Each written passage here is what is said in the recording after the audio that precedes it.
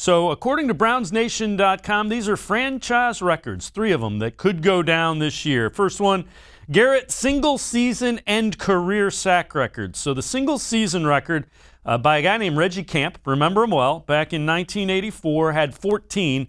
The career sack record belongs to Clay Matthews, the dad of the Clay Matthews who played for the Packers. He had 62. Garrett has 42 and a half, so he needs 19 and a half to get the career. 14, 15 to get the single season. You think either or both of those could potentially go down? Boy, I hope so. It's certainly possible. And I do sort of remember Reggie Camp. I am old enough of that age to remember it. I remember when I actually took over Brownswire a few years ago. One of the things that we did was tracking the franchise records, and I was shocked that it wasn't Chip Banks or Clay Matthews or Michael Dean Perry that had the sack record, that it was, in fact, Reggie Camp. And I don't think he's going to have it much longer. I think Mr. Camp has held on to it for almost 40 years. I think it's going to go down. Garrett would have had it last year had he stayed healthy. I think that he's not going to have any problem. Keep in mind, there's an extra game, too. There's 17 games now.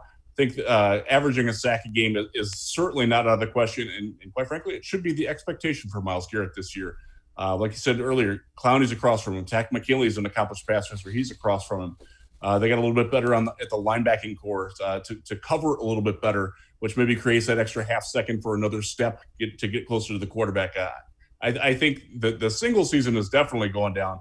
And the career, it wouldn't surprise me if he got there. It's going to take a little bit of effort and maybe remember last year when he had the sack that he shared with Sheldon Richardson and they fought over the credit for it. There might be a couple of situations like that where Myles is going to have to come out on top to get the career record this year. But getting 14, I think that's pretty much in the bag. Yeah, the other thing I would say is if the Browns get ahead and teams have to throw, Myles is going to pin his ears back. And that, with this offense, that could be a situation that you're looking at. So I would agree with you. So the next one. Fingers crossed. Yeah, really. Baker Mayfield single season touchdown and passing yards record. So they're held by Brian Sipe, 4,132 yards passing and 30 touchdowns in 1980. And I think both of those are very well within Baker Mayfield's sights here.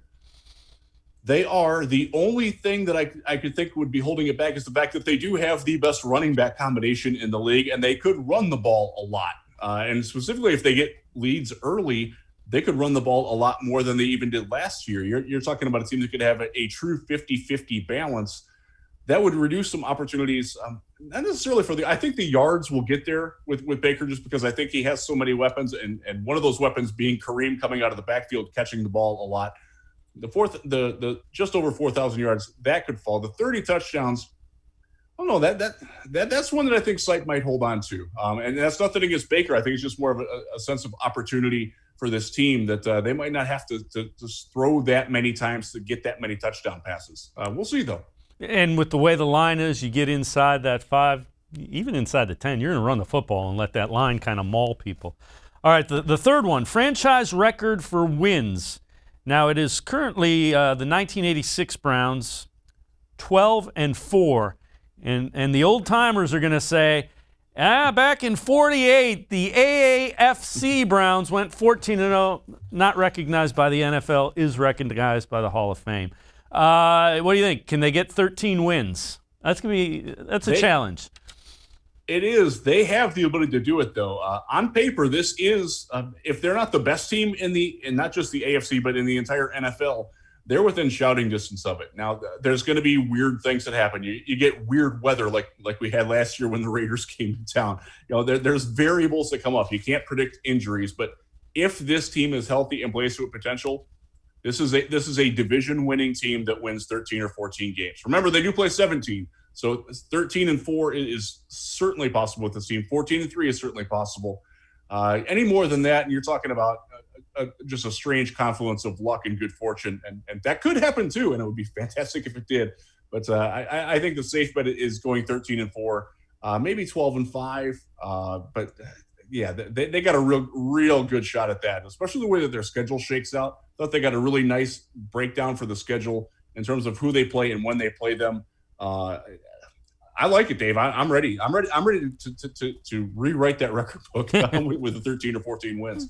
Let's do it. Yeah, and you know what? It'll be a heck of a fall into the winter if the Browns, in fact, do that.